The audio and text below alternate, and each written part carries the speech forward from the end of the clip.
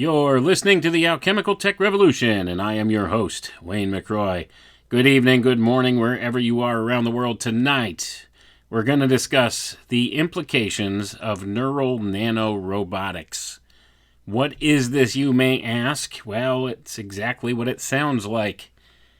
It's about using nanotechnology to connect the human brain to the internet.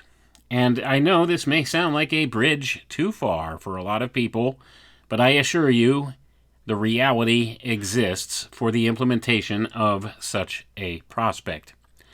Many people don't want to accept or acknowledge the existence of nano machines or nanoscale technologies in a lot of the mainstream usage of things, but I assure you, these technologies exist, have been developed, and are continuing to be developed, and they have some very real plans for implementing some of these ideas with this nanotechnology, especially as it relates to the BCI device, the brain-computer interface device.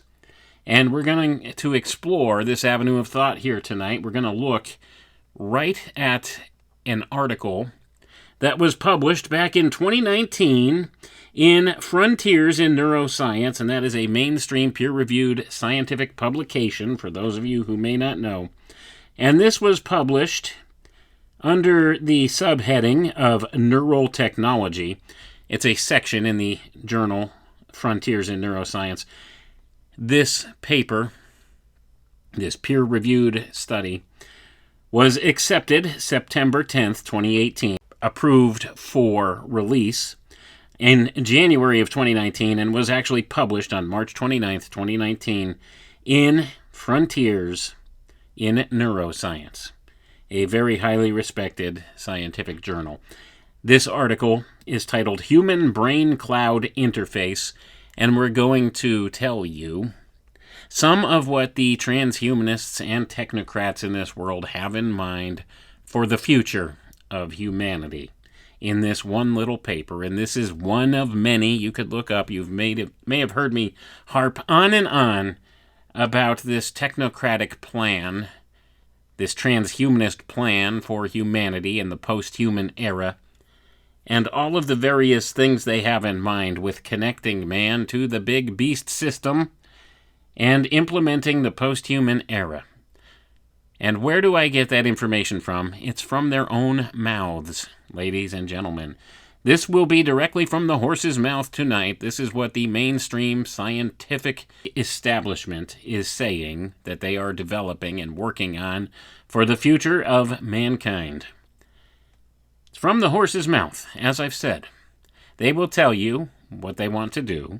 All you have to do is listen, but most people do not read these types of journals or prospects like this, and they don't want to accept the reality thereof, or they think, oh, that's years away, oh, that's just theoretical.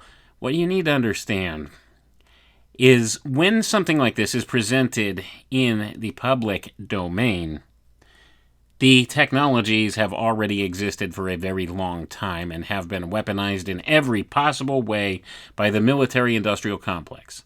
All this happens, of course, in special access programs and secret black budget programs that keep this stuff under wraps during that time while they are developing these things. And then once they've developed it and found a way to weaponize in every possible way whatever technology it is that they have, then they port it over to the public domain so that it can be used for commercial purposes. This is called dual-use technology. All of these things are dual-use technology. And then they use the mainstream public domain implementation of these new technologies as a Trojan horse of sorts to put out their militarized use thereof. And they use whatever innovations that the public domain come up with for these technologies as a type of a backdoor system to put it in place in a way where they can utilize it militarily should they need to. And that's what we are referring to here. It's dual-use technology. That is the definition of dual use. You could look that up for yourself to understand that these are two-way systems. These are not just one-way implementations of things. Yes, they have a practical commercial usage, but they also have an even more practical militarized usage, and a lot of it has to do with control. Control, especially over the human mind when you're talking about neural nanorobotics.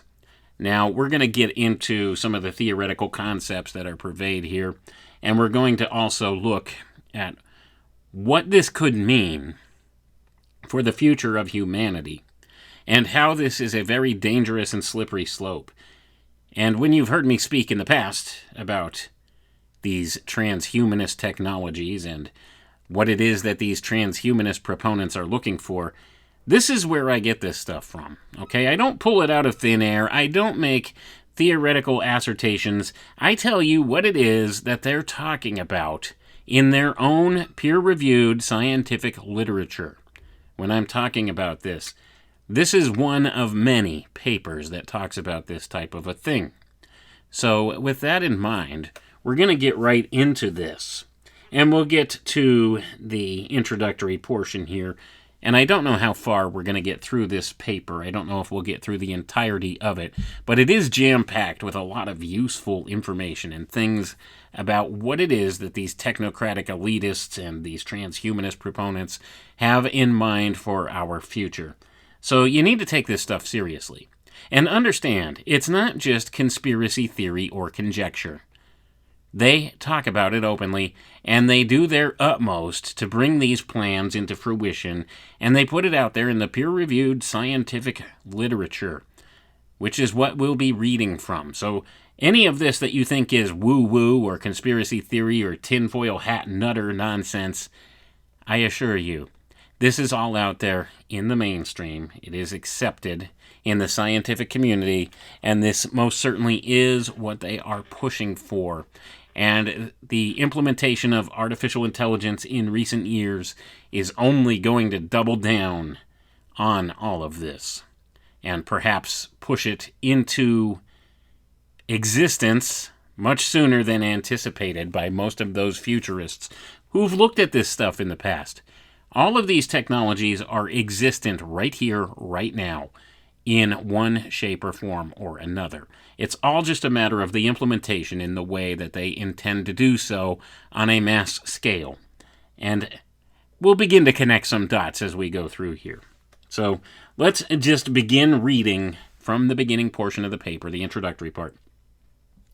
The Internet comprises a decentralized global system that serves humanity's collective effort to generate, process, and store data, most of which is handled by the rapidly expanding cloud. A stable, secure, real-time system may allow for interfacing the cloud with the human brain. One promising strategy for enabling such a system, denoted here as Human Brain Cloud Interface, or BCI, would be based on technologies referred to here as neural nanorobotics. Future neural nanorobotics technologies are anticipated to facilitate accurate diagnoses and eventual cures for the approximately 400 conditions that affect the human brain. Gonna pause for a moment here. If you've been listening to any of my work for any length of time, you know I addressed this back in my book that I wrote years ago called The Autism Epidemic, Transhumanism's Dirty Little Secret. Made the prediction they would come out and claim to be able to solve or cure autism through the use of some type of a brain-computer interface device. And several months later, after the publication of that book, towards the end of 2019, Elon Musk went public on some podcast. I forget the name of the podcast, but he claimed that his Neuralink device could potentially, quote-unquote, solve autism.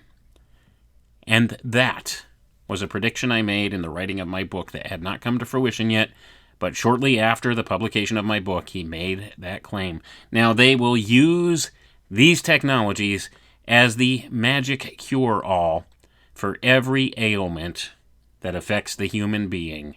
Mark my words.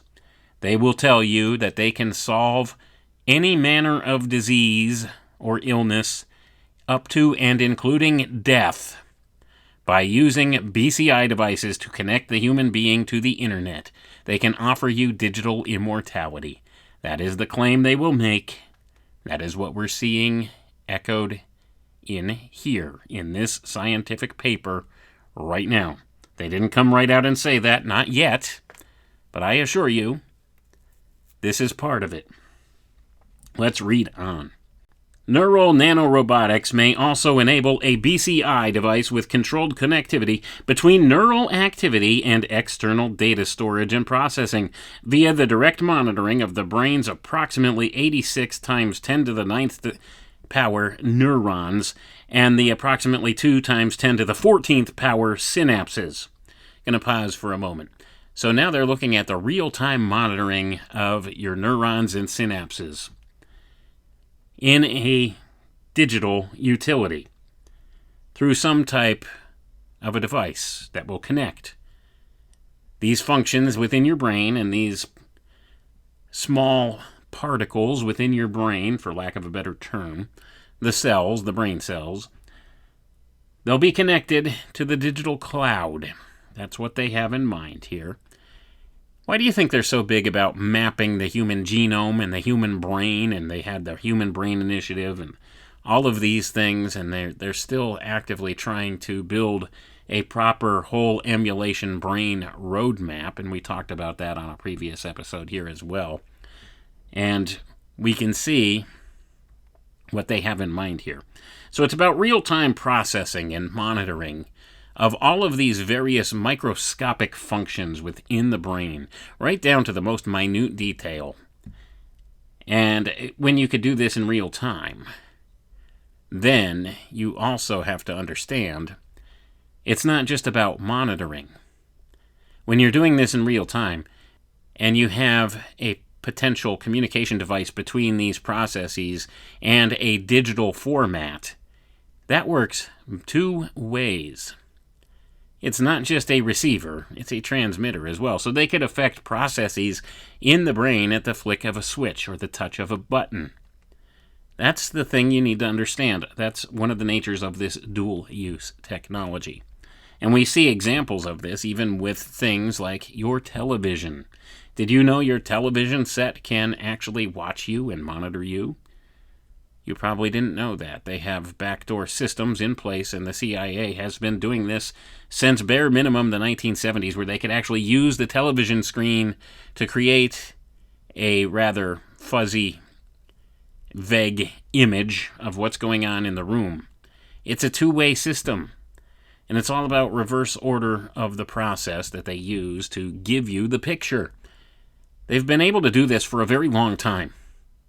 And now it's a lot more sophisticated, and now your devices have little cameras and everything in them that give them high-resolution pictures and everything else.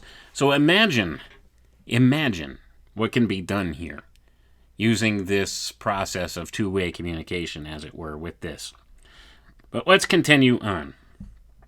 Subsequent to navigating the human vasculature, 3 species of neural nanorobots, and it gives the different names for these different types of neural nanorobots here. They are endoneurobots, gliobots, and synaptobots.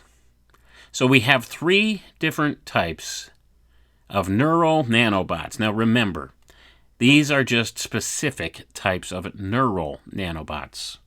Now that's not to say there's not other types of nanorobots that have been developed and are being developed and talked about. These are very specialized. These are all about the connectivity of the brain. Now, when you begin to understand that they seem to already have these terms in place for these different functions of these different types of nanorobotic structures, then you begin to understand that perhaps this stuff is a little further developed than what they're letting on. So these 3 different types of neural nanorobots could traverse the blood-brain barrier, enter the brain parenchyma, ingress into individual human brain cells, and auto-position themselves at the axon initial segments of neurons. This would be done by the endoneurobots, within the glial cells, which is done by the gliobots, and in intimate proximity to the synapses, which are the synaptobots. They would then wirelessly transmit up to approximately 6 times 10 to the 16th power bits per second of synaptically processed and encoded human brain electrical information via auxiliary nanorobotic fiber optics with the capacity to handle up to 10 to the 18th power bits per second and provide rapid data transfer to a cloud-based supercomputer for real-time brain state monitoring and data extraction. Gonna pause for a moment there. So now they're telling you a little bit of something. They have all of these ideas that they can potentially roll out 3 different types of neural nanorobots that they would have to put in place in order to achieve what they need to achieve with this, connecting the human brain in a non-invasive way to a supercomputer or to the Internet of Things, the Internet of Bodies, the Internet of Thoughts. All of these ideas we've talked about before, all addressed, essentially, without necessarily naming them by name here, in this paper. So what they're talking about is setting in place these 3 different types of neural nanorobots so that they can effectively have instant access to what's going on in your brain. Now, think about the implications here.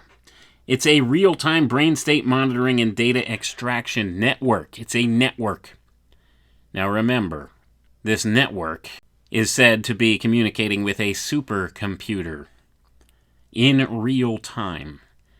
And if this network can communicate with the supercomputer, that means the supercomputer can communicate with the network. So information exchange, data exchange, can happen in real time on the fly. It's a two-way process. That's the important part here that they don't really talk about in these types of papers all the time. But it's implied. And if you know a little something about the way that these black budget community projects work and these special access program projects work, all of this stuff, by the way, always, most likely, usually funded by DARPA or other agencies like that, then you understand what's being implied here. Let's continue reading. A neural nanorobotically enabled human BCI might serve as a personalized conduit, allowing persons to obtain direct, instantaneous access to virtually any facet of cumulative human knowledge. Other anticipated applications include myriad opportunities to improve education, intelligence, entertainment, traveling, and other interactive experiences. A specialized application might be the capacity to engage in fully immersive experiential sensory experiences, including what is referred to here as transparent shadowing, otherwise known as TS. Gonna pause for a moment. Have you ever heard of transparent shadowing? I know Jason and I talked about this years ago on a Secrets of Saturn live stream we did, looking into another paper very similar to this one. I'm going to explain to you in a moment what this is in a generalized sense, and it gets a little deeper into that later on in this paper as well. But TS, transparent shadowing. Through TS, or transparent shadowing, individuals might experience episodic segments of the lives of other willing participants, locally or remote, to hopefully encourage and inspire improved understanding and tolerance among all members of the human family. So I'm going to pause for a moment. So essentially, you can experience someone else's life. You can experience something that happened to another individual, and it will feel very real to you, and you will have a better understanding of that person, who they are, the things that shaped their worldview.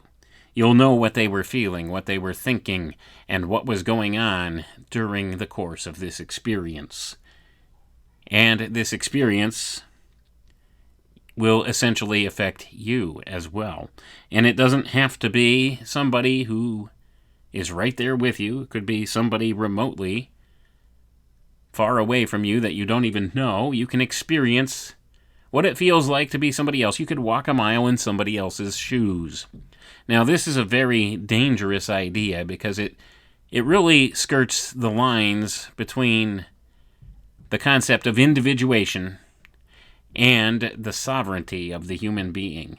This is, in essence, a violation of the human soul when it really gets down to it, and this will not stand on a spiritual level because you cannot be somebody else.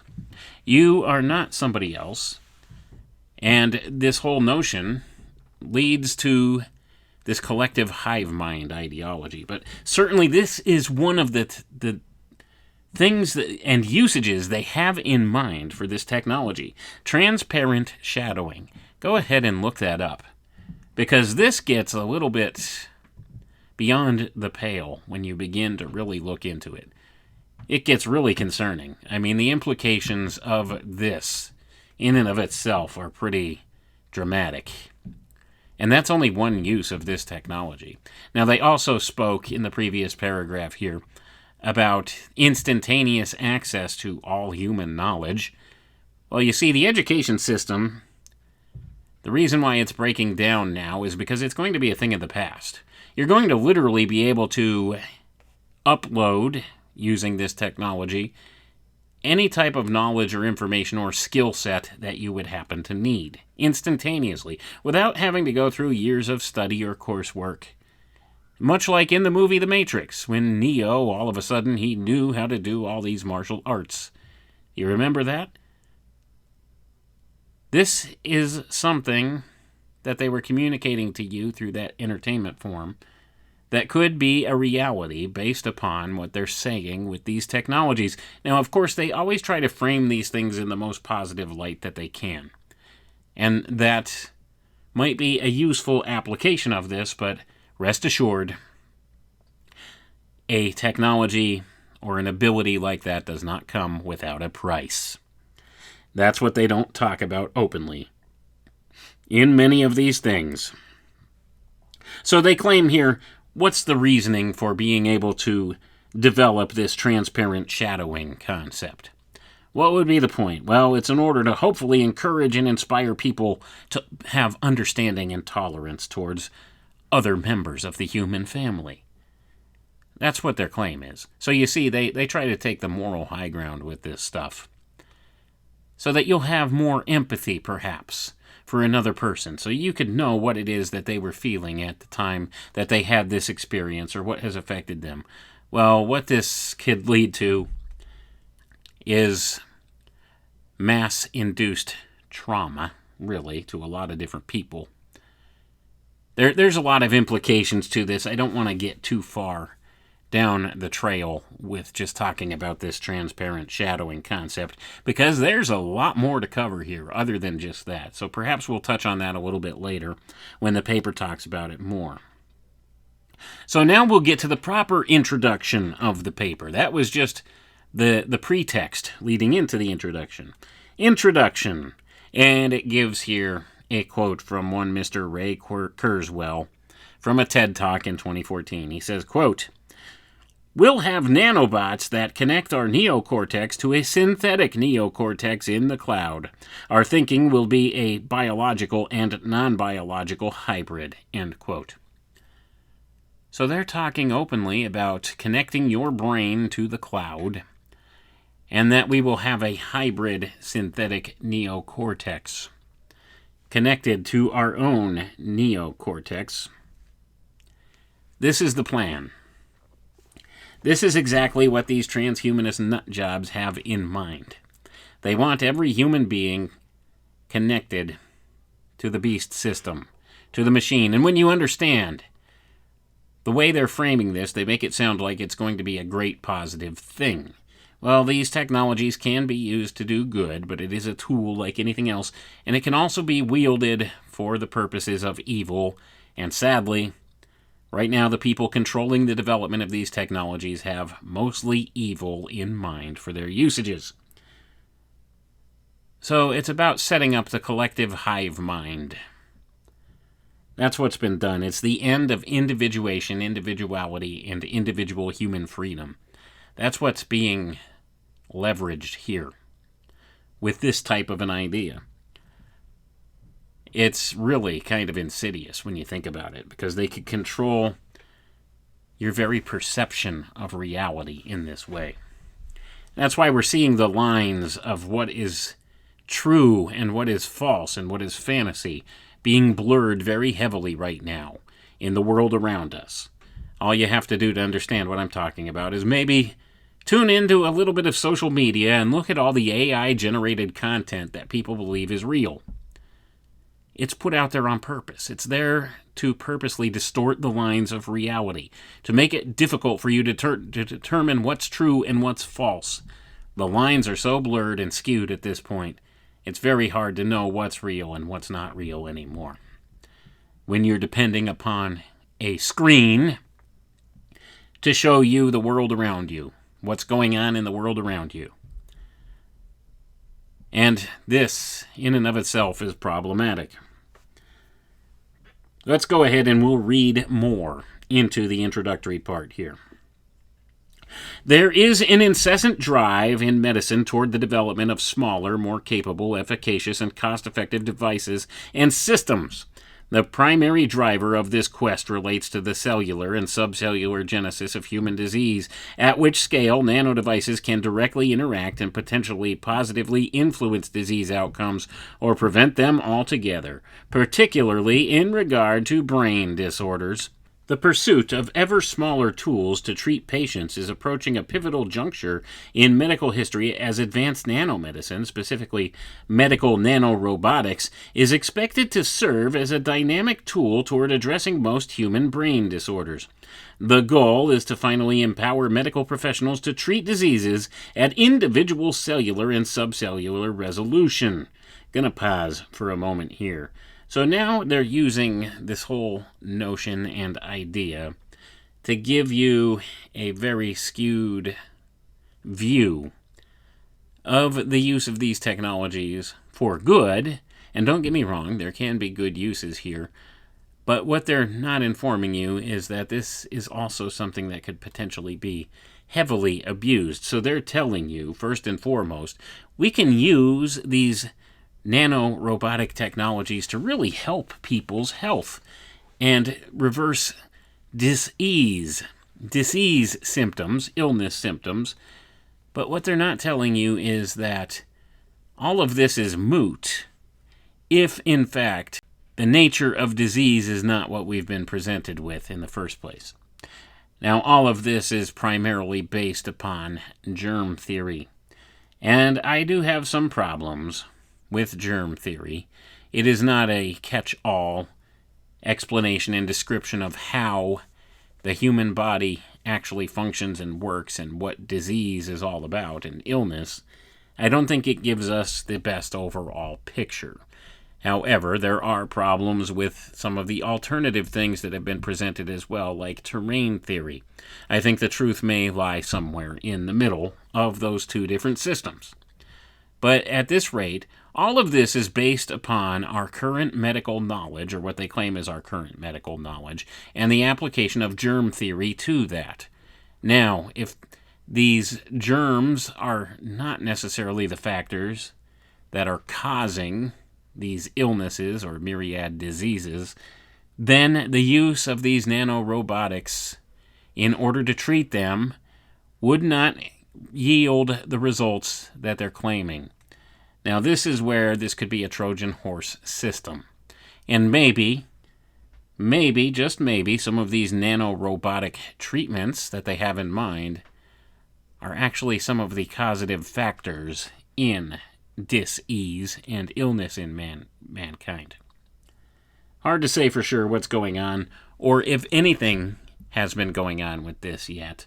I have my suspicions, because as I told you in the opening of this program, anything that is presented in the public domain like this has likely been around a very long time within the auspices of the scientific community and the military-industrial complex through their special access programs and their black budget programs. So this stuff is probably bare minimum 30 years old already. And it's being presented here in a paper that was submitted in 2018. Now think about the timing of that as well. 2018. So when you consider all of that, you have to figure we have to have some cause for investigation into this and some concern about what is being presented here. Because even if you think it's just science fiction right now, yesterday's science fiction is today's science fact. I mean, look at the world around you. Who would have thought?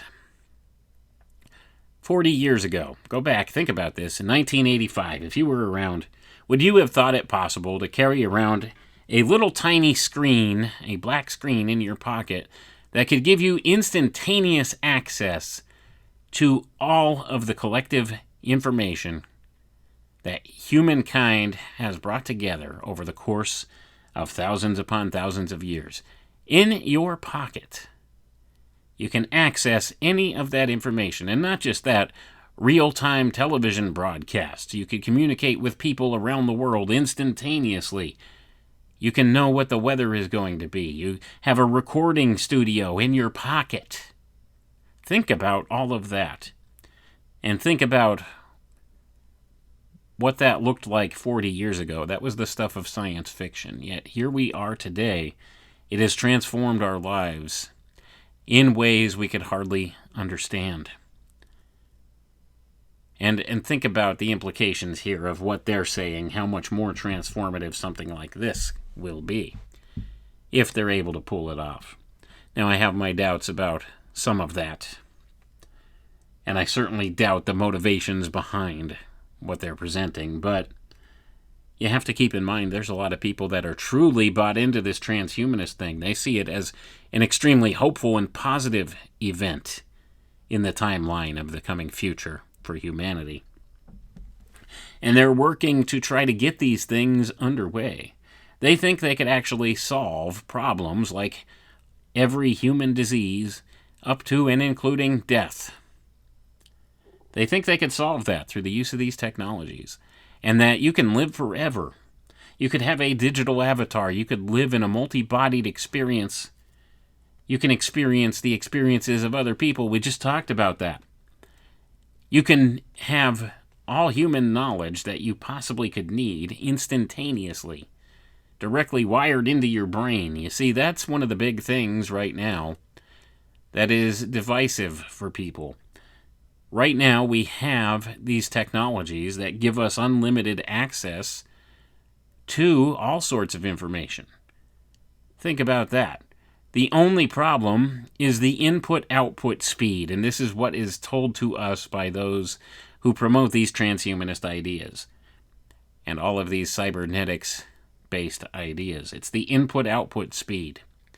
You see, we could download any information we want right onto our cell phones, our little pocket computers, and we could have that.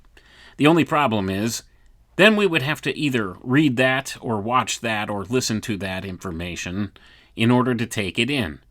This is an input-output speed problem, according to those who are designing these things.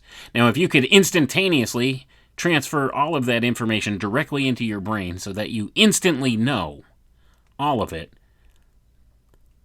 then that overcomes the input-output speed problem, and learning would be instantaneous. That's one of the things they're hoping to achieve with this. And you see, things that are put out there in the public view, things like Elon Musk's Neuralink project, these are red herrings. They want you to believe that it would be extremely difficult to connect your brain to a BCI device and connect it to the cloud and be able to have access, instantaneous access to all this information. They want you to think, first of all, it's an invasive prospect. It's an invasive thing to do, and it requires a type of surgery, and you have to go through all of these different steps with all of this, when in the background, quietly, they're developing these non-invasive types of methodologies for putting these neural nanorobotic networks in place in the human body in real time, remotely, and discreetly, without people realizing it's going on. And they have different reasons for this. But this is the real developments going on behind the scenes. This is not what's put out there as the red herring to catch your attention and maybe try to get you accustomed to the idea. That's what Neuralink is. This is the PR, public relations, implementation of the ideology for you, so you could get used to it. And then down the line, maybe once you realize that it's already done, then you won't object. And they'll have your consent for it. It'd be something as simple as the legal agreement on your cell phone. You know, all those legal agreements that nobody reads, that you just click, I agree to the terms of service. Be the same thing going on. You won't even know it's there, most likely, in the beginning stages of it, and maybe it's already there. I don't know. I don't have the answers for that. But it seems that they have ways of implementing this, and we might get into this a little bit more in this paper as we go.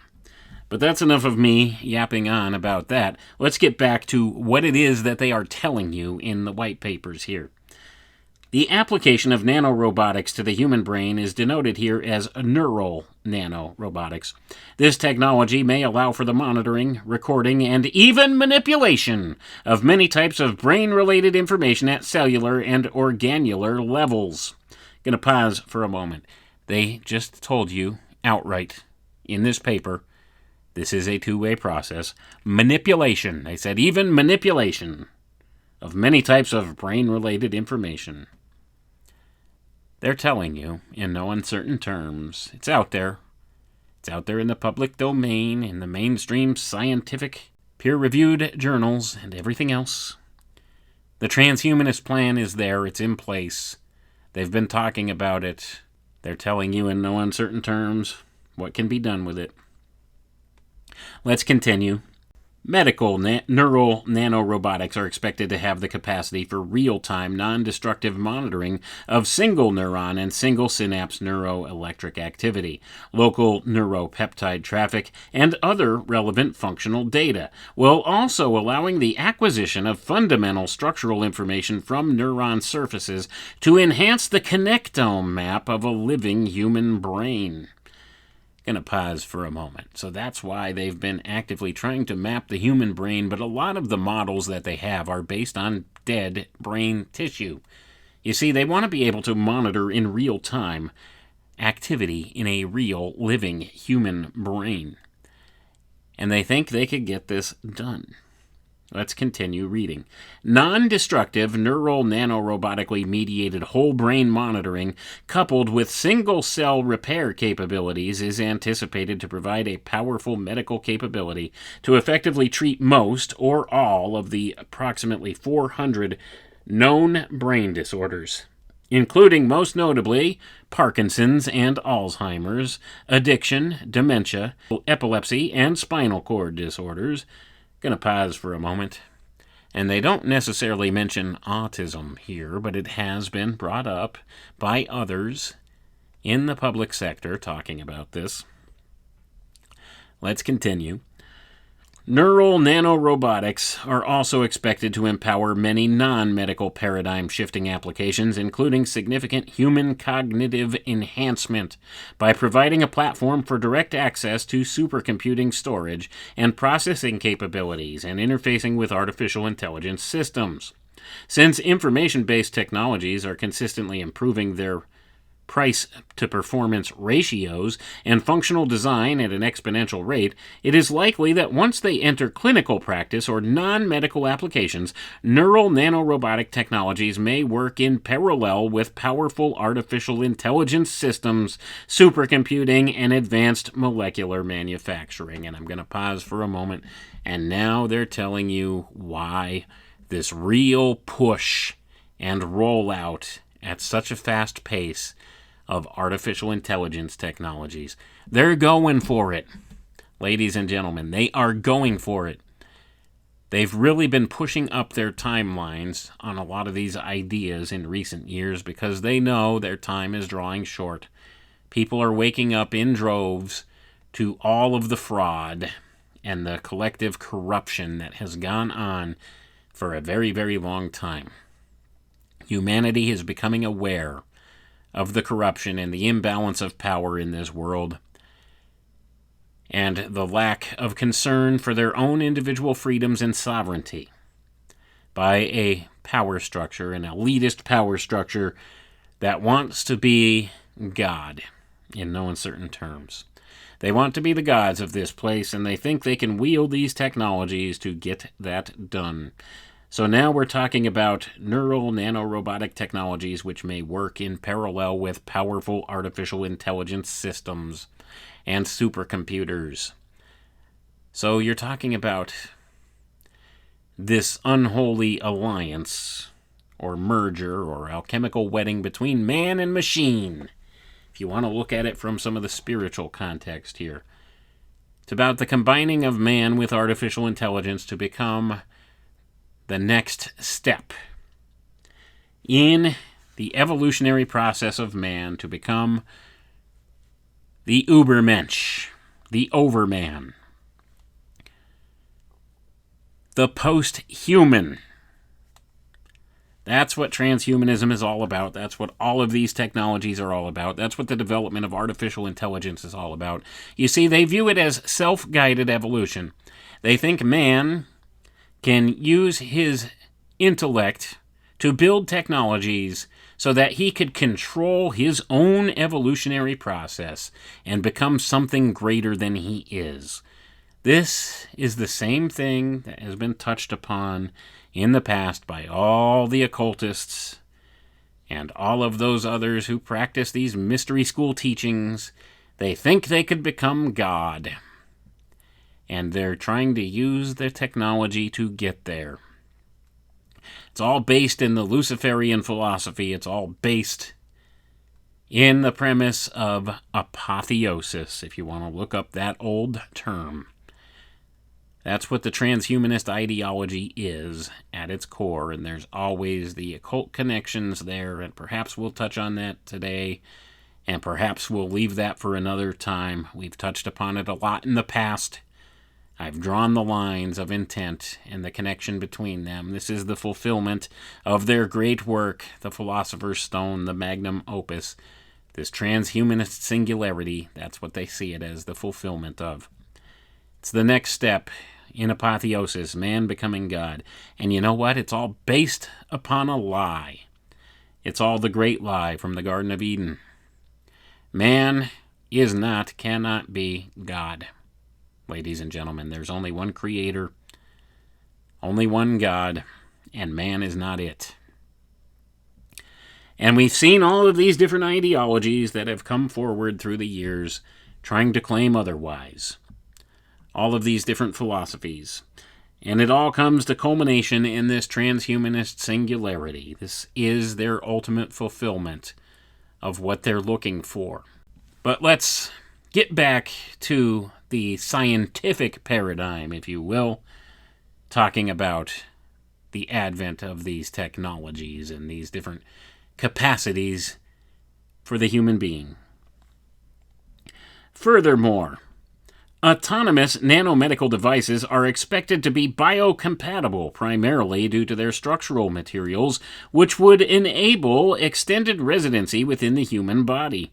Medical neural nanorobots might also be fabricated in such therapeutic quantities to treat individual patients using diamondoid materials. Going to pause for a moment. Do you know what diamondoid means? Well, these are carbon-based materials. These would be graphene.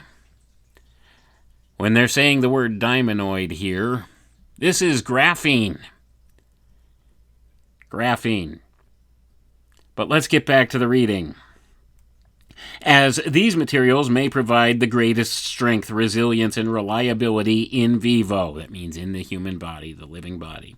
An ongoing international nanofactory collaboration headed by Robert Freitas and Ralph Merkel has the primary objective of constructing the world's first nanofactory, which will permit the mass manufacture of advanced autonomous diamondoid neural nanorobots for both medical and non-medical applications. And this was touched upon in a paper they put out back in 2004, 2006, 2009, and 2010. Sorry, there's 4 papers they put out talking about developing this nanofactory where they would use graphene to build nanorobots.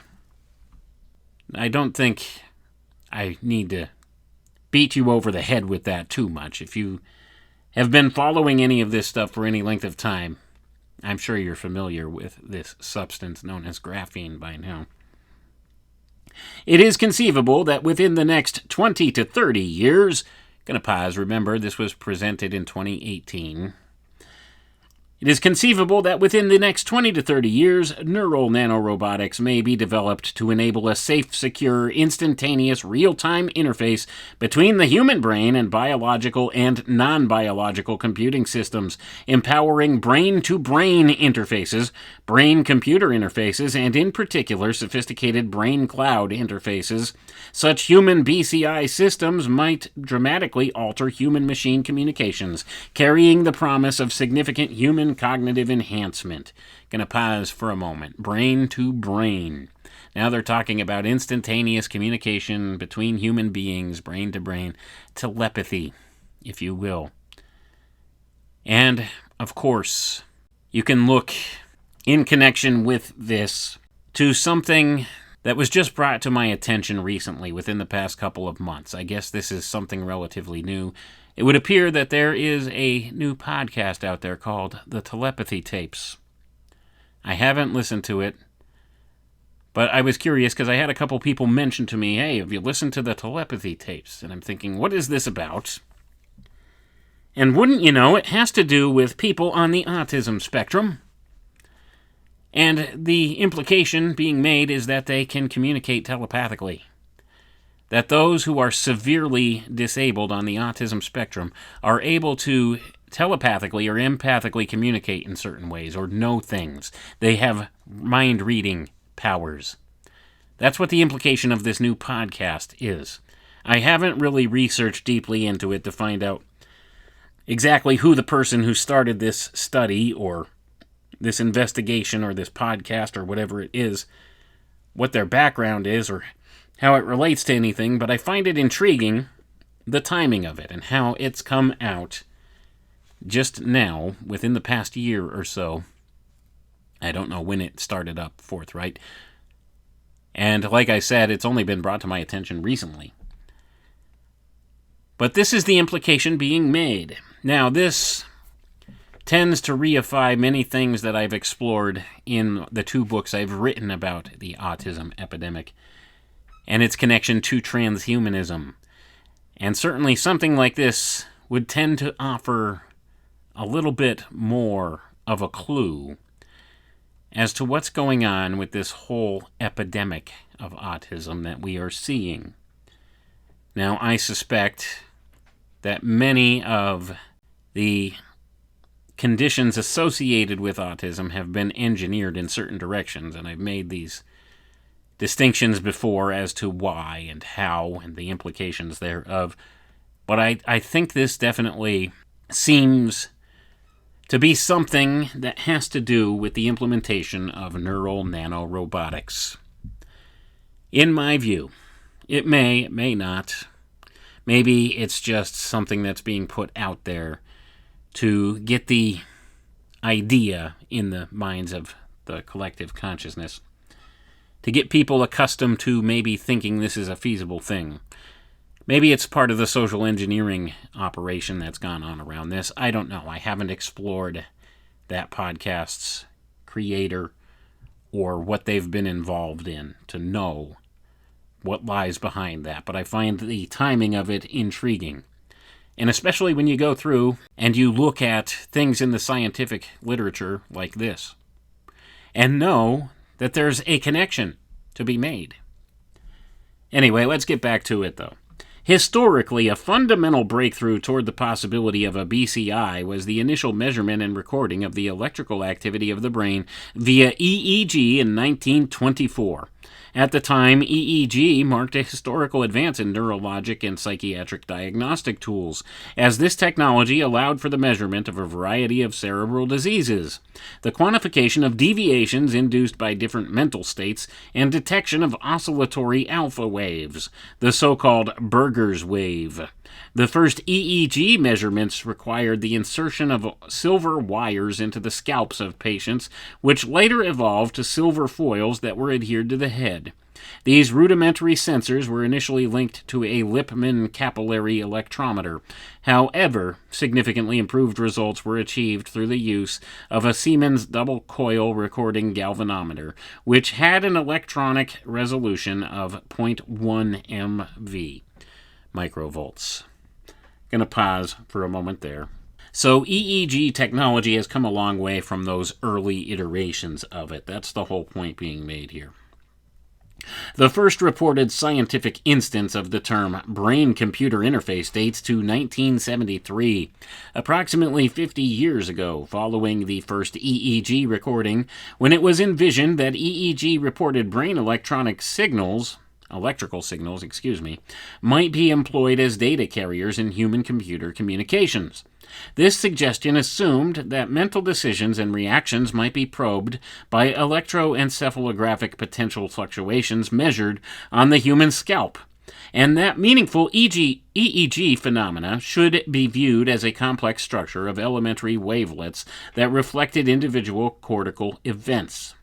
Currently, invasive and non-invasive brain-computer interfaces and non-invasive brain-to-brain communication systems have already been experimentally demonstrated and are the subject of serious research worldwide.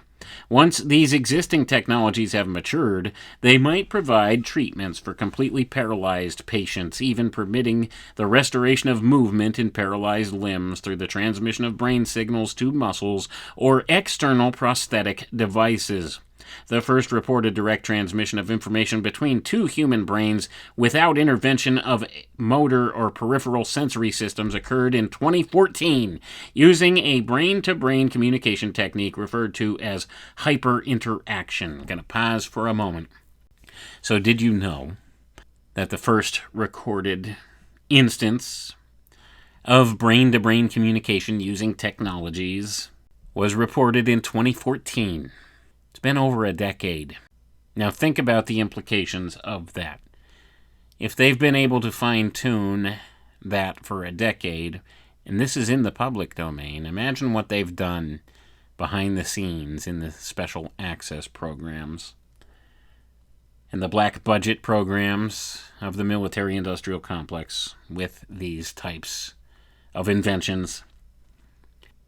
Synthetic telepathy. There's actually patents going back to the 1970s talking about synthetic telepathy. You could go look that up too. It's out there. A lot of this stuff's been going on a lot longer than they're leading on. The most promising long-term future technology for non-destructive real-time human-brain-computer interfaces and brain-to-brain communications may be neural nanorobotics. Neural nanorobotics, which is the application of medical nanorobots to the human brain, was first envisaged by Freitas, who proposed the use of nanorobots for direct real-time monitoring of neural traffic from in vivo neurons, as well as the translation of messages to neurons. And this was published in 1999. And this is who is claimed to be the father of the idea of nanorobots. I suspect that's a red herring as well. I think the idea far outdates 1999. I think it goes back much further than that. But at any rate, that's what they're saying in this paper. That's who they're accrediting with the idea. Other authors have also envisioned BCI and predicted that in the future, humans will have access to a synthetic, non-biological neocortex, which might permit a direct BCI. Within the next few decades, neural nanorobotics may enable a non-destructive, real-time, ultra-high-resolution interface between the human brain and external computing platforms such as the cloud. The term cloud refers to cloud computing, an information technology paradigm, and a model for enabling ubiquitous access to shared pools of configurable resources, such as computer networks, servers, storage, applications, and services that can be rapidly provisioned with minimal management effort, often over the internet. For both personal or business applications, the cloud facilitates rapid data access, provides redundancy, and optimizes the global usage of processing and storage resources while enabling access from virtually any location on the planet. However, the primary challenge for worldwide global cloud-based information processing technologies is the speed of access to the system, or latency. Gonna pause for a moment. The input-output speed, as we had just talked about here previous, this is always the argument with these people. This is why they want to push for this brain-computer interface device, BCI. That way, you have access at the speed of thought. The processing speed, the latency, goes way down. That's the argument. For example, the current round-trip latency rate for transatlantic loops between New York and London is approximately 19 microseconds, ms, which that's according to Verizon from 2014. Since there are now more than 4 billion internet users worldwide, its economic impact on the global economy is increasingly significant. The economic impact of IoT, Internet of Things applications alone has been estimated by the McKinsey Global Institute to range from $3.9 to $11.1 trillion per year by 2025. Going to pause for a moment. That's this year, folks. Remember, this was written and initially proposed in 2018. That's when this paper was submitted. 2018. Here we are, 2025. So now they're talking about the Internet of Things, which was only in its infancy in 2018. Consider that. The Internet of Things. Anyway, let's read on. It says the global economic impact of cloud-based information processing over the next few decades may be at least an order of magnitude higher once cloud services are combined in previously unimagined ways, disrupting entire industries. No kidding. We've seen a lot of industries disrupted, haven't we? A nanorobotics mediated human BCI, potentially available within 20 to 30 years, will require broadband internet access with extremely high upload and download speeds compared to today's rates. Going to pause for a moment. So this was prior to the implementation of 5G.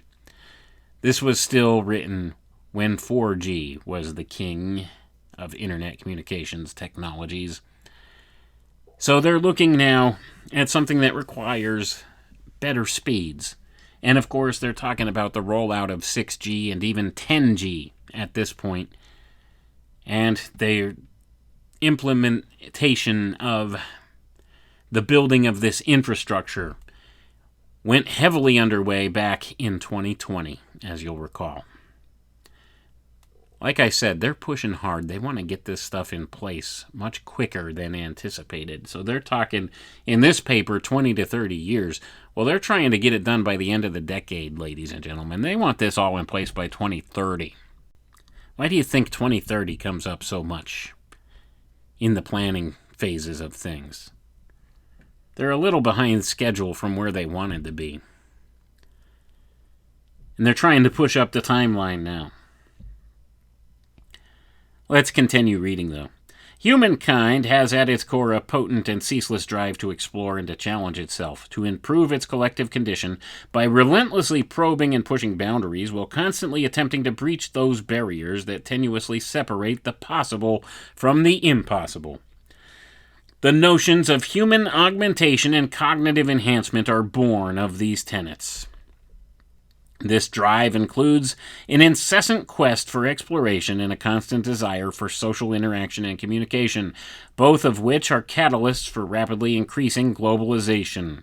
Consequently, the development of a non-destructive real-time human BCI technology may serve as an intimate, personalized conduit through which individuals would have instantaneous access to virtually any facet of collective or cumulative human knowledge, and also the optional specialized capacity to engage in myriad real-time, fully immersive, experiential, and sensory worlds. Going to pause for a moment. So now they're telling you, you can sit in your comfy chair in your house, in your living room, and experience pretty much anything you want, feel like it's really happening, have any type of sensory input you need. It's an immersive, experiential, sensory world. You won't ever have to leave the house. Are you ready, player one? You could just stay in your comfy chair and travel the world. or have the illusion of traveling the world, or travel to any other myriad number of worlds. Maybe you could go to outer space and fly to Mars. Maybe they could convince you that you went to Mars, or that human beings have been to Mars, or currently have some type of a colony on Mars, or any number of things. You see, they could control your perception of reality. This is very dangerous. You wouldn't know any different. You might think this is the reality. They might be handing you a total fiction. But that would be your reality, because your perception is your reality, and if you perceive it to be true, well then for you it is true. You wouldn't know if you were being manipulated. You wouldn't know that you weren't on the Mars colony taking the flying train between the different port towns in Mars, or whatever situation they wanted to present to you. You might think you're really there and really doing that, and in reality you're sitting in a tank somewhere. A water tank, a human battery powering something else. The Matrix, ladies and gentlemen, was not just a movie put out for entertainment purposes. They were telling you some very real things with that movie. This is what they envision for your future. And you wouldn't know otherwise. Let's continue reading. I don't want to get too much on a side trail there, because the next portion of this paper, and we've only made it to the end of page 2, and this is a 24-page paper. We're at the end of page 2. We'll be going on to page 3. The next section here is called The Human Brain. The quantitative human brain. Now, this is where things get important, and this is where I always advise you. The reason why they want to measure, weigh, and quantify everything, because it gives them some measure of control over that thing. Even if it's an imprecise measurement, it gives them some way to manipulate that thing. The human brain comprises a remarkable information storage and processing system that possesses an extraordinary computation per volume efficiency, with an average weight of approximately 1,400 grams and a volume of approximately 1,350 cubic centimeters, contained within an average intracranial volume of approximately 1,700 cubic centimeters. A brief quantification of the brain and its constituents and operational parameters include approximately 1,350 cubic centimeters, approximately 75% of which are brain cells, approximately 200 cubic centimeters of which, 15% blood, and up to 150 cubic centimeters of cerebrospinal fluid. The raw computational power of the human brain has been estimated to range from 10 to the 13th power to 10 to the 16th power operations per second. Going to pause for a moment. And this is quoted from a 1989 paper. And actually, I think they've computed that it's actually more than that now. The human brain is the most sophisticated bit of technology, if you want to call it that exists. The most sophisticated intelligence apparatus that there is. And I think we could scarcely build something comparable to it. But they're trying, aren't they?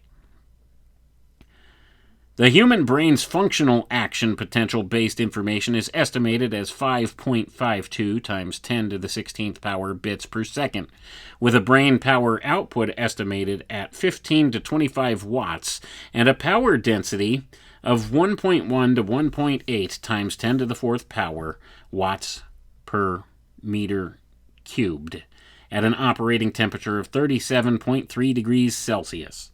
Going to pause for a moment. So now they're giving you all kinds of these very technical types of bits of information.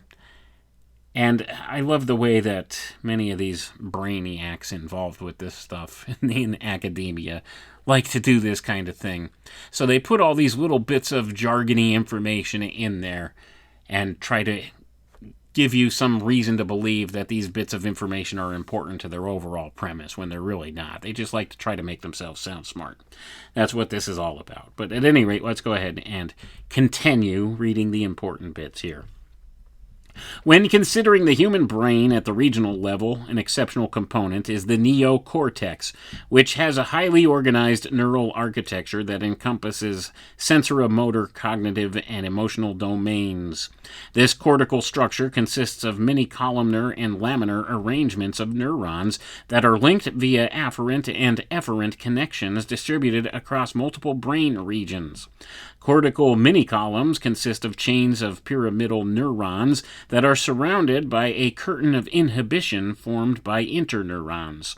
At the cellular level, the average human brain is estimated to contain approximately 86.06 plus or minus 8.2 times 10 to the ninth power neurons.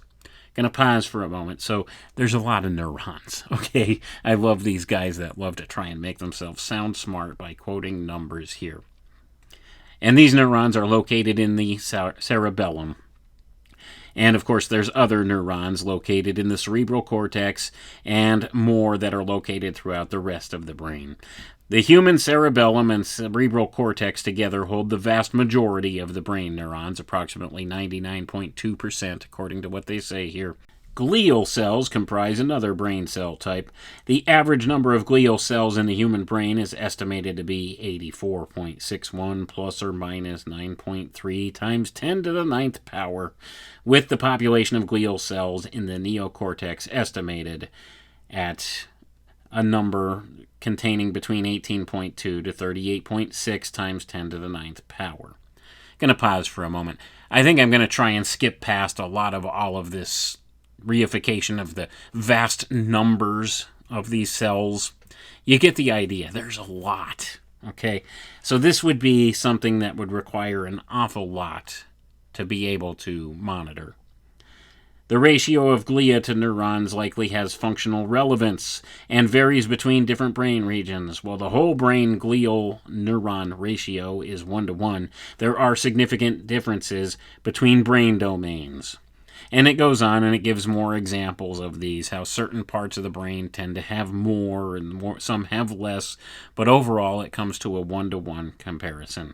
In addition, synapses in the human brain are collectively estimated to process information at very vast rates. I'm not going to go ahead and do the stupid numbers here with all the exponents and everything. So they say here the synapses are elements of the neural network that play a critical role in processing information in the brain, being involved in learning, long-term and short-term memory storage and deletion, and temporal information processing. Synapses are also key effectors for signal transduction and plasticity in the brain. Proper synapse formation during childhood provides a substrate for cognition, whereas improper formation or functionality leads to neurodevelopmental disorders, including mental retardation and autism. Gonna pause for a moment. There it is. Autism. Proper synapse formation during childhood. And if it's improper, then you get autism. And this has been, in my opinion, engineered into the minds of human beings, into the brains of human beings for a long time now, for the express purpose of rewiring the brain to achieve certain desirable traits and to eliminate certain undesirable traits for the controllers of this world. That's my opinion. Synapse loss, as occurs in Alzheimer's patients, is intimately associated with cognitive decline. I'm going to pause for a moment. So in the very next sentence from which they are talking about autism, they're talking about Alzheimer's, and I suspect the two are very closely related. It's just the way the expression of it looks in the person that's slightly different, and it depends on the timing of the onset of the symptoms.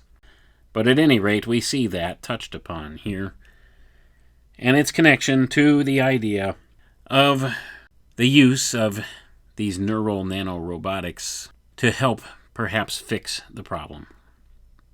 The next portion here talks about processing units, and it gets all into the estimates as to the electrical data and the cell function and stuff like that, and all of the different things relating to the actual workings, potential workings of these nanorobotic structures that they would like to put in place, and how these things can possibly fulfill a specific role in there, depending upon the different morphologies involved in the brain structure.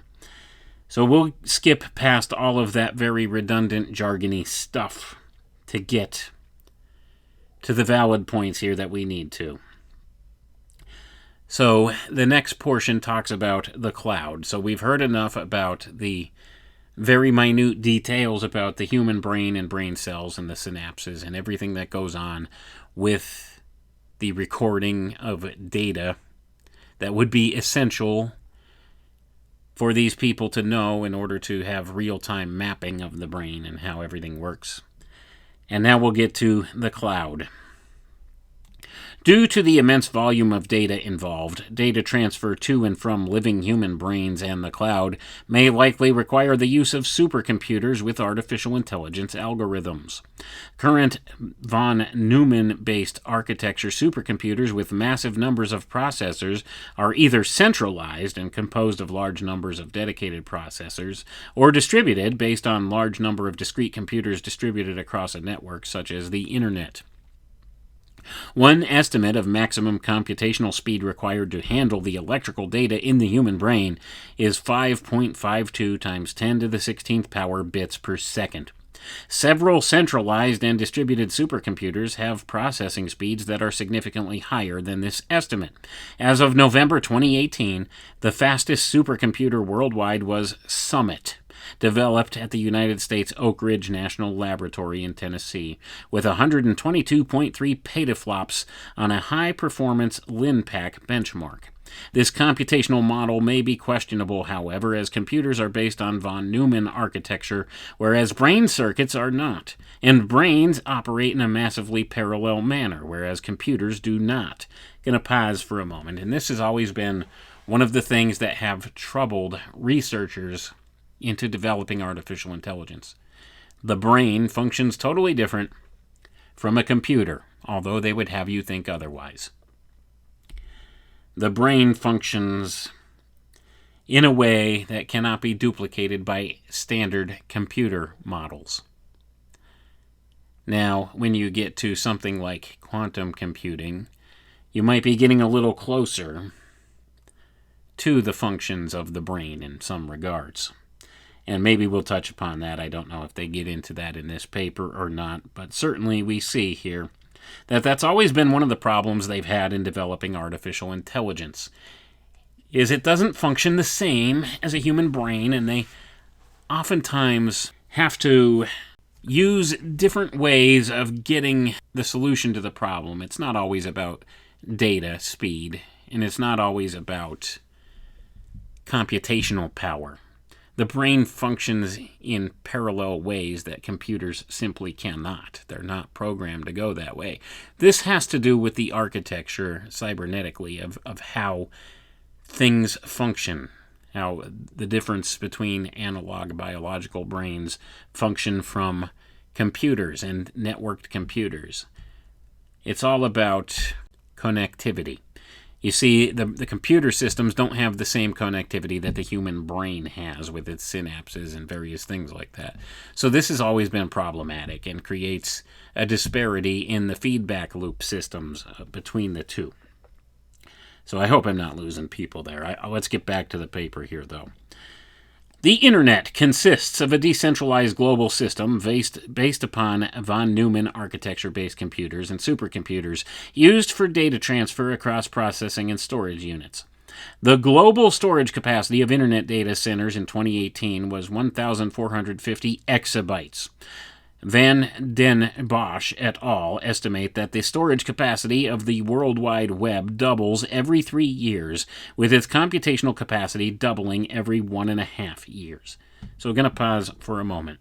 So there's a whole lot of information out there on the internet that is able to be processed, and this is only a small fraction of what potential exists with things like quantum computers that they've built. As we'll see here, I'm sure, as we continue. It says, however, once brain data is interfaced with supercomputers in near real time, the connection to supercomputers in the cloud will be the ultimate bottleneck between the cloud and the human brain. This challenge includes, in particular, the bottleneck of the bandwidth required to transmit data worldwide. According to one study, global internet traffic in 2021 will be equivalent to 127 times the volume of the entire global internet in 2005. Globally, internet traffic will reach 30 gigabytes per capita by 2021, up from 10 gigabytes per capita in 2016. Going to pause for a moment. I don't know what the actual numbers are, but this was a prediction made in 2018, and I think they have long since then gone way beyond what they were saying here. So it says the speed is forcing innovation to deal with bandwidth constraints. Conventional fiber optic cables transfer trillions of bits per second between massive data centers. As of October 2018, the average internet peak connection speed was 189.33 megabits per second in Singapore and 100.07 megabits per second in the United States. And I'm going to pause for a moment. So that was in 2018, and look where we are today. Now we have speeds that are magnitudes of order beyond that being standard now. So think about the improvements that we've seen in those past 7 to 8 years since they started compiling the data for this paper. Think about it.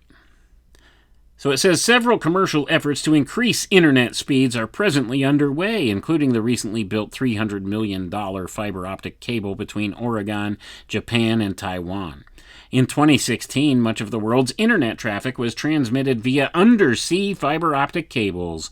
The 6,600-kilometer-long Maria Facebook Microsoft-owned cable was estimated to carry 160 terabytes per second of data across the Atlantic Ocean. Current commercial 4G networks provide broadband speeds of up to 100 megabits per second. However, United States carriers have stated that they plan to deploy 5G technology in 2020 that will eventually bring speeds of around 10 gigabits per second to your phone. That's more than 600 times faster than the typical 4G speeds of today's mobile phones and 10 times faster than Google Fiber's standard home broadband service. Gonna pause for a moment. And there they told you in this paper they would roll out 5G in 2020, and they did, didn't they? In the middle of the alleged pandemic. They used it as an excuse to get people out of the way so that they could overhaul the infrastructure to get this rolling and in place. And they did it. Right on schedule. They told you here, 2020. They would deploy 5G, and they did. Let's continue reading. The next portion here says the potential of current technologies toward a brain-cloud interface. Nanoparticles, nanotubes, and nanodots. One promising near-term technology that may enable an interface with brain-based neural networks is magnetoelectric nanoparticles, which may be employed to enhance coupling between external magnetic fields and localized electric fields that emanate from neural networks. Magnetoelectric nanoparticles might also induce nanoparticles to traverse the blood-brain barrier by applying a direct current magnetic field gradient to the cranial vault. Magnetoelectric nanoparticles have already been utilized to control intrinsic fields deep within the mouse brain and have permitted the coupling of external magnetic fields to neuronal electric fields. A strategy developed for the delivery of nanoparticles to the perineuronal environment is expected to provide a means to access and eventually stimulate selected populations of neurons. Gonna pause for a moment here.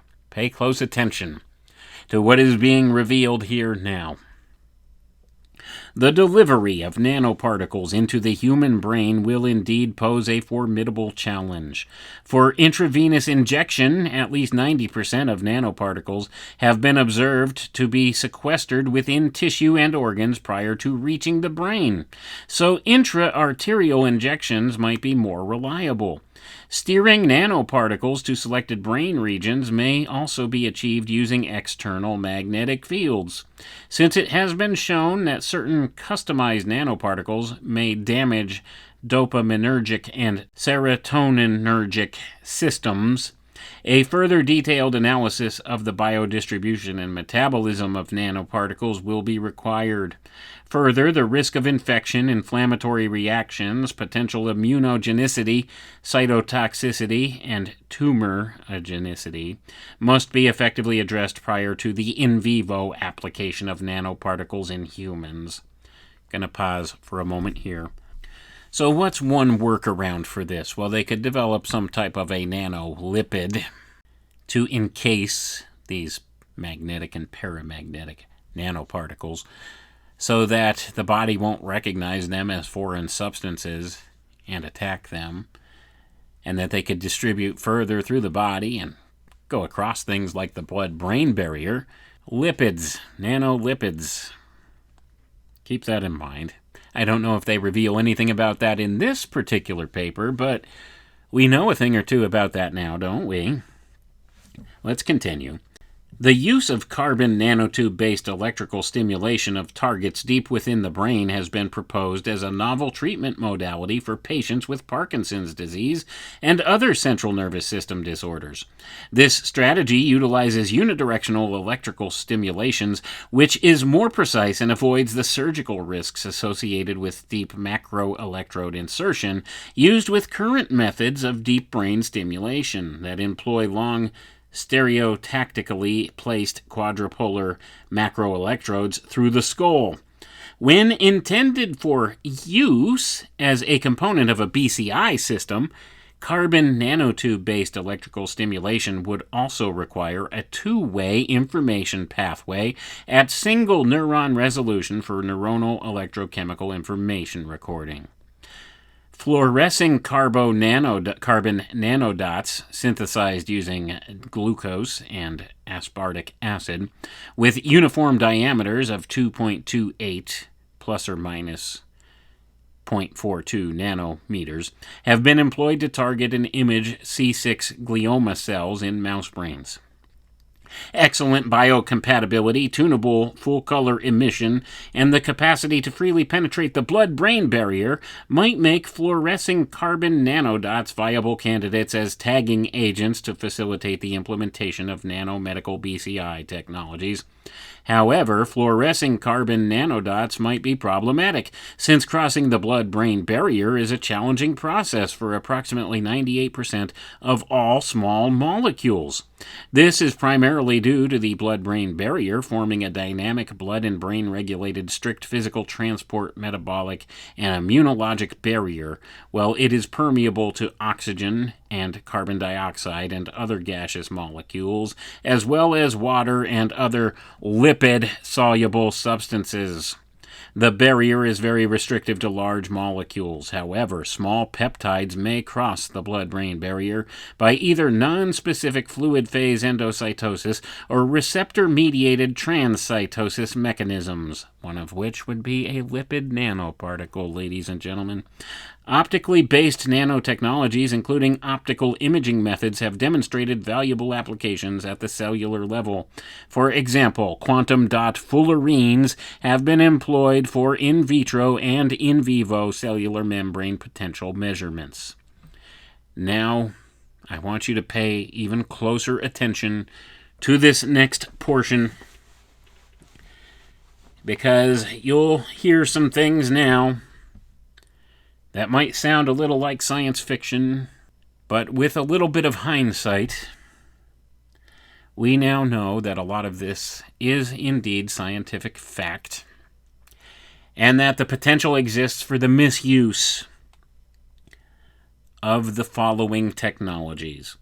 The next portion of this paper is titled Injectable Neural Lace, a recently proposed technology for the potential integration of brain neural networks and computing systems at the microscale is referred to as neural lace. This would introduce minimally invasive three-dimensional mesh nanoelectronics via syringe injection into living brain tissue to allow for continuous monitoring and stimulation of individual neurons and neuronal networks. This concept is based on ultra-flexible mesh nanoelectronics that permit interfaces with non-planar topographies. Experimental results have been reported using the injection and unfolding of sub-micrometer thick centimeter-scale macroporous mesh nanoelectronics through needles with diameters as small as 100 micrometers, which were injected into cavities with a greater than 90% device yield. One of the other potential applications of syringe injectable mesh nanoelectronics is in vivo multiplex neural network recording. Going to pause for a moment. So now we're getting to some important technologies that do exist, have existed, and have been tested, and the potential now exists for them to actually self-assemble from constituent parts and replicate in vivo when you look at other medical applications of some of these same things.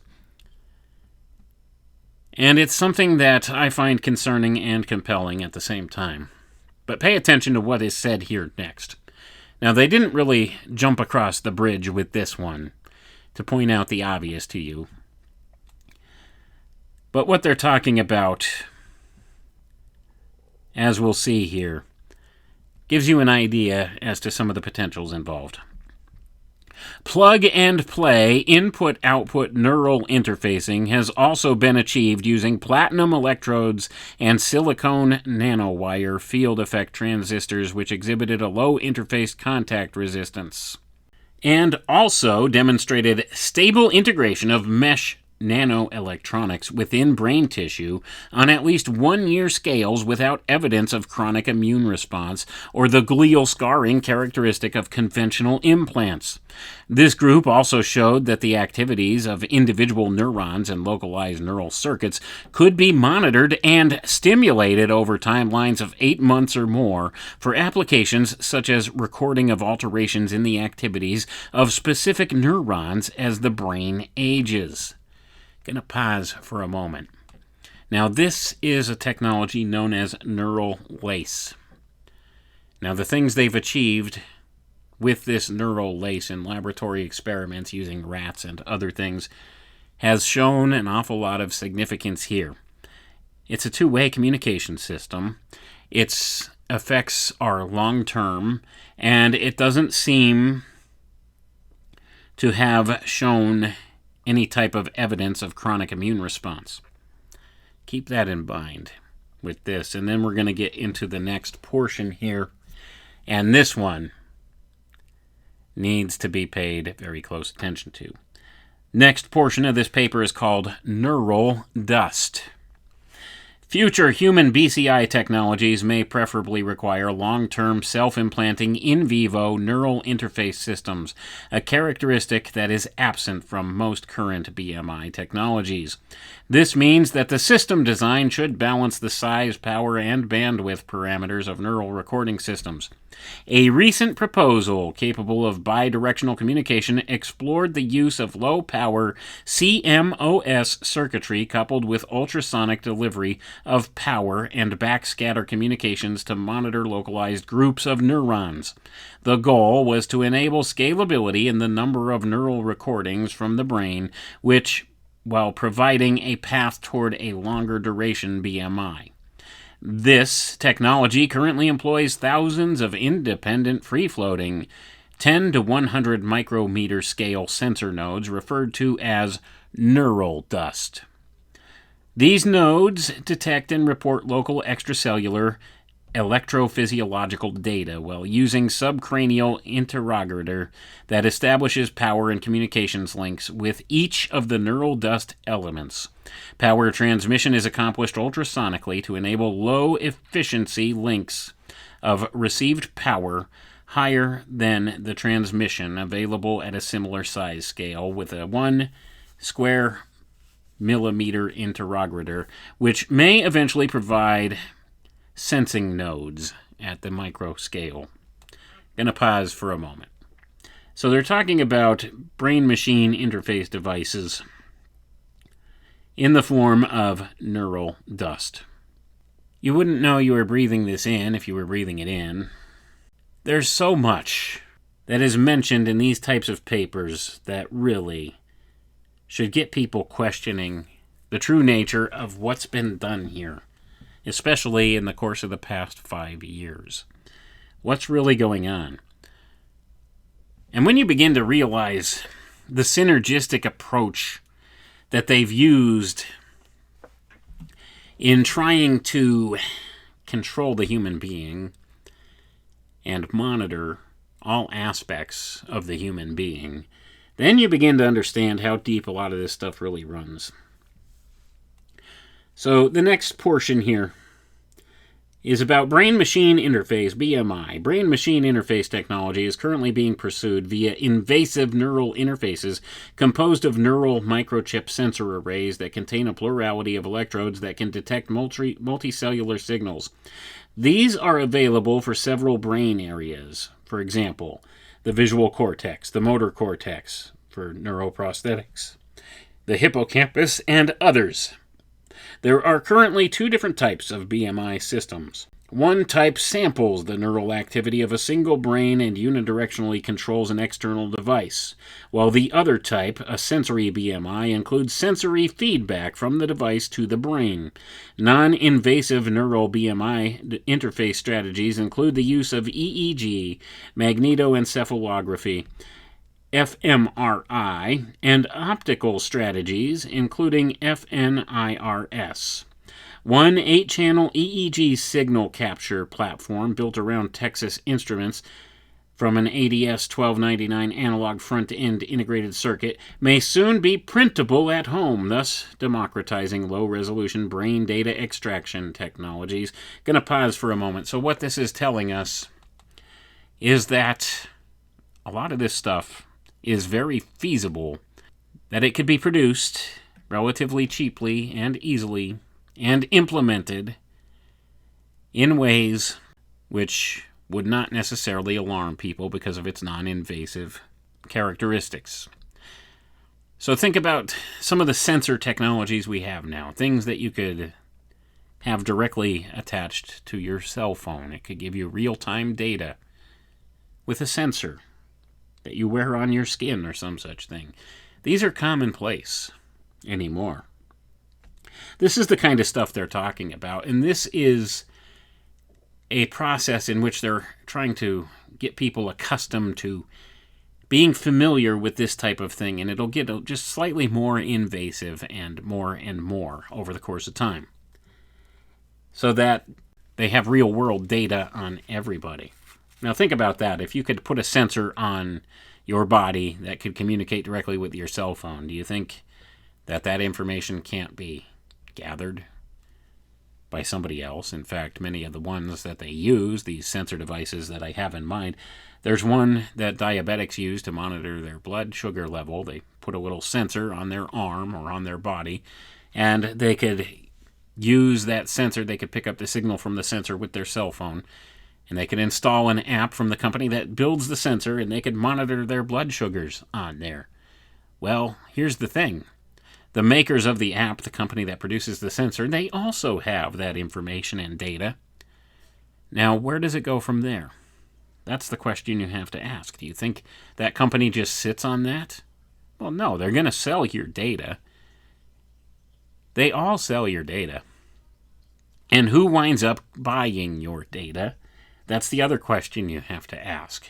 Who's looking at this, and who could potentially manipulate this data in order to get something done in the world that they want? Now think about this at the level of a two-way communication device that's linked specifically to your brain. And think about the implications thereof. But let's go ahead and we'll continue reading here. Neurophotonics integrated with prosthetics, which links artificial limbs and peripheral nerves using two-way fiber optic communications to enable the ability to feel pressure or temperature, is expected to permit high-speed communications between the brain and artificial limbs. Neural nanorobotics are anticipated to optimize interfaces using advanced touch-sensitive limbs and convey real-time sensory information to amputees via a direct interface with the brain. At the cellular level, attempts to achieve a direct junction between individual nerve cells and silicon microstructures are being pursued. Neuron-silicon junctions were spontaneously formed using the nerve cells of a mammalian brain, which permitted direct stimulation of nerve cells. Going to pause for a moment.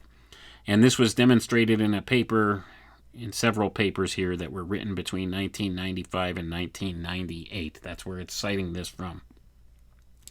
And it goes on and it continues to say, currently, nanoelectronics devices utilizing carbon nanotubes and silicon nanowires can detect and identify neuronal biomolecular chemical secretions and their bioelectrical activities. An array of nanowire transistors can detect, stimulate, or inhibit nerve impulses and their propagation along individual neurites. To demonstrate experimental, minimally invasive neuron cytosolic recording of action potentials, a nanotransistor device was placed at the tip of a bent silicon nanowire to intracellularly record action potentials. Vertically arranged gold nanowire arrays have been used to stimulate and detect electrical activity at the nanoscale from simultaneous locations within neurons. High-density arrays of nanowire FETs enabled mapping signals at the subcellular level, a functionality that is not possible with conventional microfabricated devices. Going to pause for a moment. So as you are hearing here, they've been developing these nanoscale technologies for a very long time, and they have experimented with them for a very long time. Many of these studies that are being cited here go back to the early 2000s and the 1990s. So this stuff's been going on for the better part of the past 30 years. And this is just the stuff that's acknowledged in the public domain. Now imagine what was going on behind the scenes that's not being talked about here. Let's continue reading, and we're going to wrap up here real soon. In principle, neural nanorobotics may empower a near-optimal BCI device with long-term biocompatibility by incorporating silicon, platinum, iridium, polystyramide insulated gold wires, peptide-coated glassy carbon pins, carbon nanotubes, polymer-based electrodes, silicon nitride, silicon dioxide, stainless steel, or nichrome. All these substances that they've named here. Well, when you begin to see carbon nanotubes, that's graphene. That seems to be one of the favored ones that they've gone with now, as we'll see. Neural electrodes can be implanted without producing any detectable damage beyond the initial trauma and brief phagocytosis, which are typically limited to the edges of the electrode insertion pathway. Several types of neural electrodes are presently employed to interface with the brain via cochlear implants at scala tympani electrode arrays and in potential central nervous system auditory prostheses, retinal chip implants, semiconductor-based micro-photodiode arrays placed in the subretinal space, visual cortex microelectrode arrays, and other neural implants intended for the mobilization of paraplegics, phrenic pacing, or cardiac assistance. Going to pause for a moment. So they're talking about some of these nano devices that are already in use for medical applications and how they access this information with those. Each of those electrodes interface with very diminutive and specific brain regions and are always confined to the surface areas of highly localized domains. Now pay close attention here, folks. Early neural dust proposals for providing BCI access to specific human brain regions, for example the neocortex, had several inherent limitations. Conversely, neural nanorobotics technologies may possess the appropriate scale for optimally enabling BCI, exhibiting suitable mobility, being minimally invasive, imparting negligible localized tissue damage, and possessing robust monitoring capabilities over distinct information channels without requiring conventional surgical implantation. Neural nanorobotics may also be massively distributed, whereas surgically introduced neural implants must be positioned in one or several specific locations. These shortcomings suggest that neural nanorobotics may be a preferred solution to the formidable challenges ahead in the development of BCI technologies. So I'm going to pause for a moment there and translate that for you. So now what they're saying is neural nanorobotics, in the form of something perhaps akin to the previously introduced neural dust, might be a more feasible non-invasive solution for setting up a BCI device in vivo, in the human body, more so than the implementations that are being used now by places like Neuralink, like Elon Musk's Neuralink, where they have to surgically plant these wires in your head in a localized area and do things like this. Well, what they're saying here is perhaps if you could somehow inject these neural nanorobotic bits of neural dust or something similar to that could be steered magnetically, that can bypass some of the barriers like the blood-brain barrier in the body in certain ways and set themselves up, create an internal network that could communicate with the outside world, well, this would be a more feasible and more comfortable way to do this. So the next portion here we're going to cover before we sign off is called brain-to-brain interface. A BTBI, brain-to-brain interface, involves inducing two distinct brains to directly communicate with each other. These systems were initially implemented in humans using non-invasive recordings and brain stimulation. Information was transferred from the sensoromotor cortex of one participant to the visual or motor cortex of the second participant, delivered via transcranial magnetic stimulation, or TMS. A number of these brain-to-brain interfaces involving different species have also been recently demonstrated, for example, by linking the brain of a human to the spinal cord of an anesthetized rat. This experiment was performed in 2013, ladies and gentlemen. In another example of interspecies brain-to-brain interface, a human brain guided the movements of a Madagascar hissing cockroach along an S-shaped tract, controlling the cockroach antenna via electrical stimulation.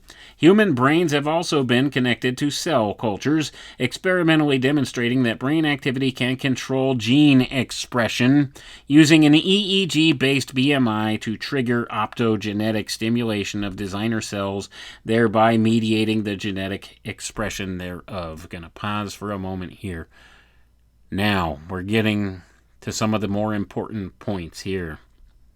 Now they're talking about ways in which they can use things like optogenetics to affect things and how they can create these brain-to-brain interfaces so that the human brain can control ostensibly something else like a Madagascar hissing cockroach. This was done in 2016. According to this here, that experiment was performed and done in 2016. This stuff's very concerning. They can use these types of systems to do that. Significant improvement of education. Cumulative human knowledge doubled approximately every century until 1900. By 1950, human knowledge was doubling every 25 years. As of 2006, on average, human knowledge was doubling every 13 months, and the Internet of Things is expected to further lower the doubling time of human knowledge to 12 hours. Going to pause for a moment. Think about that. Human knowledge doubling every 12 hours. That's a staggering thing to think about. Such massive amounts of information increase the urgency to radically improve human learning capacities, which are currently limited by biological evolution-driven characteristics. The impracticability of keeping up with the modern rate of creation of scientific knowledge is clearly evident, assuming present-day human biological cognitive abilities. Contemporary approaches to this problem include limited strategies such as data mining and research maps. Neural nanorobotics may enable us to far surpass our presently limited cognitive capacity to learn in a world driven by exponentially expanding knowledge. The ultimate learning process may be manifested as direct transfer of knowledge to the human brain, where neural nanorobots empower practically instantaneous and nearly perfect learning. However, the injection of facts and accumulated knowledge may not necessarily translate to cognition, understanding, meta-analysis, or meta-thought that can inspire imagination and creativity. Complex skills such as playing the piano or performing a complex brain operation might be injected into the brain, which may reduce the time that it traditionally takes to learn the piano or to be a proficient brain surgeon. This may be possible as there are specific manual skills that are imprinted in the brain. Access to the hippocampus and cerebellum for memory injection would also be required, as well as the cerebellum and basal ganglia for complex motor tasks. This would require highly accurate data transmission, which would in some ways be similar to today's extremely precise computer data transmission accompanied by instantaneous thought-activated internet access, or BCI. The first proof of principle of instant learning was accomplished using decoded fMRI, where human visual cortex brain activity patterns were induced to match a previously known target state and improve the performance of visual tasks. This was done in 2011. Ladies and gentlemen. Transcranial magnetic stimulation involving the application of a strong pulsed magnetic field from outside the skull using a magnetic coil precisely positioned over the head was also employed to induce new skills, stimulating a virtual lesion of small regions of the brain, either diminished or enhanced skills in some transcranial magnetic stimulation experiments, with approximately 40% of participants displaying a remarkable new skill, such as drawing abilities. Going to pause for a moment, and this is citing a study from 1999. So, instantaneous learning. This in and of itself can transform our culture and our society. Think of all of the money and time and cultural relevance that goes into our education system, into schooling. Think about the economic impact of the end of all of that. That's what we're talking about. If they are able to pull this stuff off and they have proof of concept and they are leaning heavily towards being able to do this, this will collapse entire portions of our economy. Think about the implications. You're talking about an entire social upheaval. Things that previously took years and sometimes decades of training and practice and skill and study and learning can be provided instantaneously if these technologies work how promised. And I have some skepticism about some of the implications that they give here. This would be a very positive thing. I mean, this would really legitimately end a lot of the institutions that we have that have vampirized so much human energy over the course of time. But certainly, I think a lot of this sounds a little bit like a bridge too far. How much could the human brain really obtain and learn instantaneously? Once again, this has to do with that whole input-output speed. I think it would be a little bit of overload. You wouldn't know how to apply the new information. Wouldn't necessarily be able to put it in practice right away. I would suspect that there's going to be unforeseen circumstances and unexpected consequences to doing such a thing if they're able to pull it off. But this is where they really see the promise of this type of technology. It's all about the enhancement of human intelligence. That's what the next section here is talking about. The brains of humans with high IQ are extensively integrated with neural pathways that connect distant brain regions, while the brains of humans with low IQ have less integrated connectivity with shorter neural routes. Neural nanorobotically mediated BCI systems may enable significantly increased human intelligence, eventually superseding the inherent architectures of the brain's neural domains. Such systems could expand memory capabilities considerably, improve pattern recognition and cognition through the creation of novel hybrid biological and non-biological networks, and interface with non-biological networks as well as new forms of AI. Neural prostheses are currently employed in cochlear implants to treat hearing loss, as stimulating electrodes to treat Parkinson's disease and other neurological diseases, and in artificial retinas to restore vision, among other applications. Brain implants employed in locked-in patients permit extraction of brain data into an external computer, enabling patients to communicate with the outside world. Since the hippocampus plays a critical role in learning and memory, damage to this small organ can disrupt proper electrical signaling between nerve cells, impeding the formation and recall of memories. This is something that artificial brain-inspired prosthetics are currently beginning to treat. Computerized implants receiving signals from thousands of brain nerve cells may wirelessly transmit the data to an interfacial device that decodes intentions, with preliminary versions of these implants being used to control artificial limbs.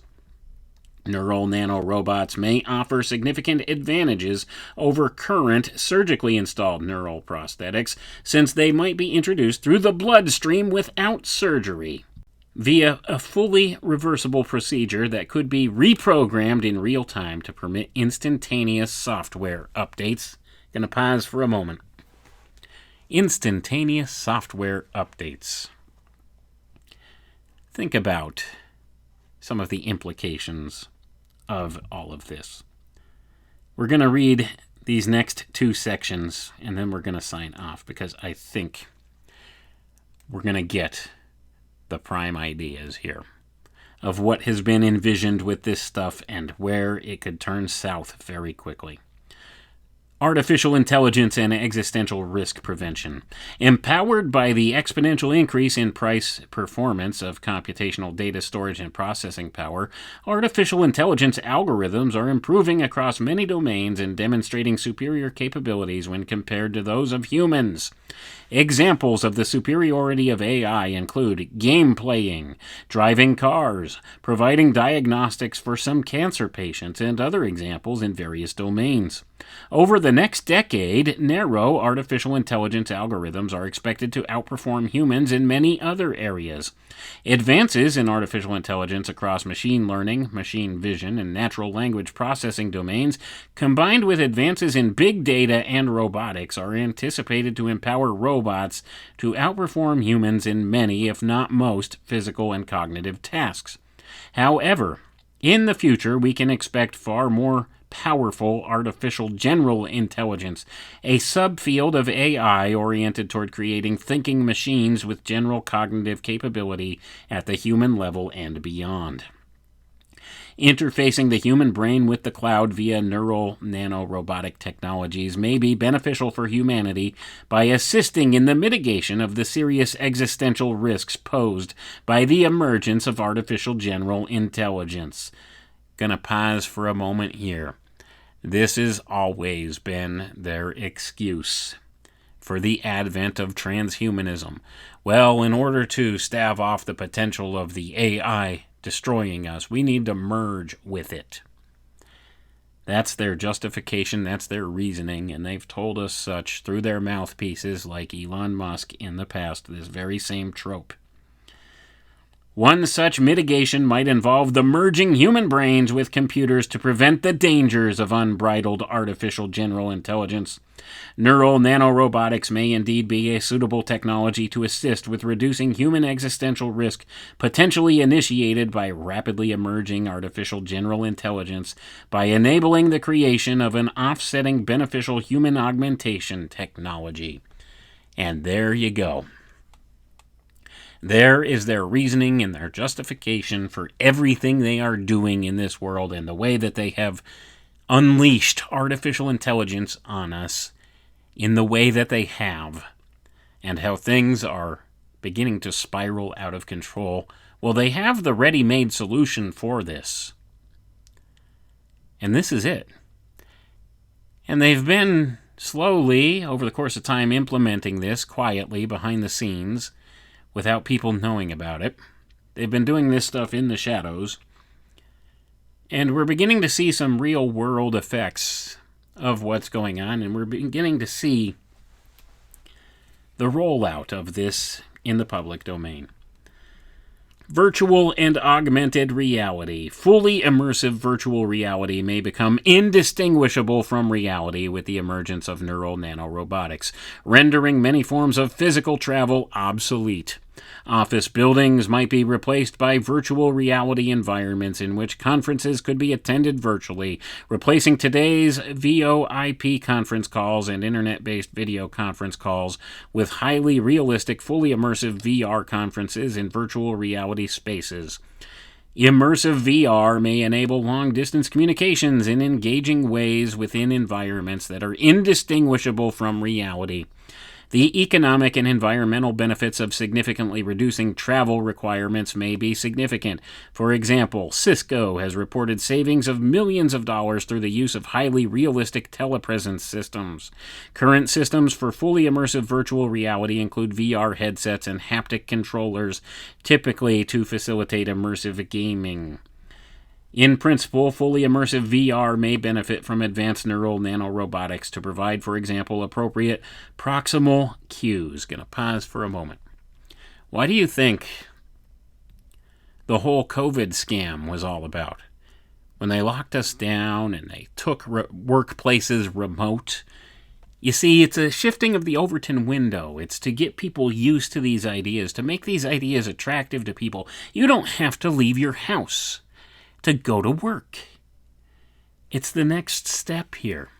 When they actually implement virtual reality worlds that are indistinguishable from the real world, in which you could travel the world and go anywhere without actually leaving your house. This is the extent to which they will be able to control your perception of reality. That's a dangerous idea, especially when there's some external source involved that has the potential to change your view of reality in that way. Let's read on. Neural nanorobotically induced artificial signals may be indistinguishable from actual sensory data that is being received from the physical body. All brain output signals might be suppressed by neural nanorobotics to avoid the movement of real limbs, mouth, or eyes during virtual experiences. In place of this, virtual limbs would react appropriately while adapting the surrounding virtual world in the field of vision, similar to current immersive gaming. BCI users might initially encounter a virtual dashboard in the cloud where they can select from an extensive menu that is replete with experiential pathways. The gaming industry provides virtual environments for humans to explore, from recreations of actual locations to fanciful environments, even environments that violate the laws of physics.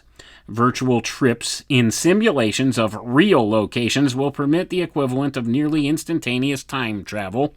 Ultra-high-resolution, fully immersive VR might also enhance business negotiations and web dating, among other applications. The real and the virtual worlds could evolve to become practically impossible to distinguish. Another application of neural nanorobotics might be manifest as augmented reality, superimposing information about the real world onto the retina to provide real-time guidance, explanations, or data on social events while traveling. Neuralnanorobotics might provide real-time auditory translation of foreign languages or access to many forms of online information which would integrate these augmentations into our daily activities. Some types of information might be presented by virtual assistants or avatars that overlay the real world to assist their human partners with the retrieval of information. These virtual assistants running on the cloud, similarly to IBM's Watson, might not even wait for questions if they can predict human desires based on previously registered behavioral patterns and other data. Are you beginning to see how this could turn bad really fast? Are you beginning to get it yet? Now we're just going to go through this last little section here, and then we're going to sign off to give you some food for thought. Ultra high resolution, fully immersive, transparent shadowing. Neural nanorobotically empowered BCI technologies accompanied by supercomputing technologies might permit users to experience fully immersive real-time episodes of the lives of any willing human participant on the planet via non-intrusive transparent shadowing. In transparent shadowing, an individual might literally experience another person's life through their own eyes for a predetermined duration via an extra life session. Such a capacity may be anticipated to elevate human collaboration, understanding, respect, and empathy to previously unimaginable levels. We will be able to change our appearance and effectively become other people. That's quoted from Kurzweil in 2005. With neural nanorobotically enabled BCI devices, individuals might engage in the TS or transparent shadowing of voluntary or remunerated spatial hosts. Under strict protocols, accredited spatial hosts would agree to allow single or multiple attendees, conceivably numbering in the millions, to literally experience portions of their life experiences over a predetermined timeline schedule. These transparent shadowing sessions might be akin to today's seminars or lecture series, where the knowledge or specific skills of the host would be experientially imparted to the attendees. However, the TS sessions would offer exponentially higher resolution in every respect. The full sensorial realm, for example, physical presence, tactile sensations, olfactory, vision, tastes, and auditory, would be experienced by the attendees as if they inhabited the body of the spatial host. Although they would perceive the vocal instructions of the host to temporally experience exactly what the spatial host is experiencing for the sake of personal privacy, attendees might, by default, be completely blocked from any access to the thoughts, emotions, or self-speak of the spatial hosts. Going to pause for a moment. So, are you beginning to understand the implications of all of this? Let's finish it up. From another perspective, access to some level of self-speak may be beneficial for attendees toward conveying the thought processes or intentions of a spatial host that underlie their activities. However, it is likely that any self-speak of a spatial host will include their most private and intimate thoughts. Hence, this warrants a careful exploration of how these self-speak items might be screened such that the attendees are not privy to them, how this will be decided and by whom, what self-speak will be allowable and what will be considered out of bounds. For this assessment to take place via AI, the self-speak in question would have to somehow be processed in real time, on the fly, as any records of such in any form would most likely be considered as highly unethical. This may translate to the establishment of a very brief latency from spatial host to attendee to allow for this virtually instantaneous self-speaking screening. Although the attendees would retain their own identities and experience real-time live feed full immersion into a portion of the host's life experiences, these guests would have no capacity to control any aspect of the host. This particular BCI application would be akin to an exponentially enhanced version of attending and viewing a movie, albeit one that is totally controlled by the spatial host. The host will have no mental or physical perception that they are being shadowed by the attendees. Hence, in essence, anyone on the planet who is BCI enabled might be engaged as either a spatial host or an attendee. Once established and potentially utilized by a growing demographic, this capability might have strong potential for conveying profound beneficial implications for human advancement across multiple domains, possibly assisting with the further development of human collaboration and empathy, perhaps eventually leading to the minimization or elimination of most armed conflict. Or, ladies and gentlemen, I propose this could lead to some really nefarious and bad things instead. But I think we're closing it up right there. You get the idea. This is what they have in mind. This is what these psychopaths who are really pushing for this transhumanist thing are wanting and longing for and pushing for. This is what they're looking for. This is what they want to do and what they want to implement. So when you understand how deep this all goes and what the implications are of this stuff, then you begin to see this is a very slippery slope, and we need to proceed with caution. Neural nanorobotics, real technologies, and this is what they're looking to do with it. This is all about this push for transhumanism. So the question remains, are you ready, player one? Do you really want to go that route? Because this will fundamentally change the world as we know it, if they're able to pull this off in the way that they've been trying to. And I think we're beginning to see the opening phases of this beginning to occur in our reality.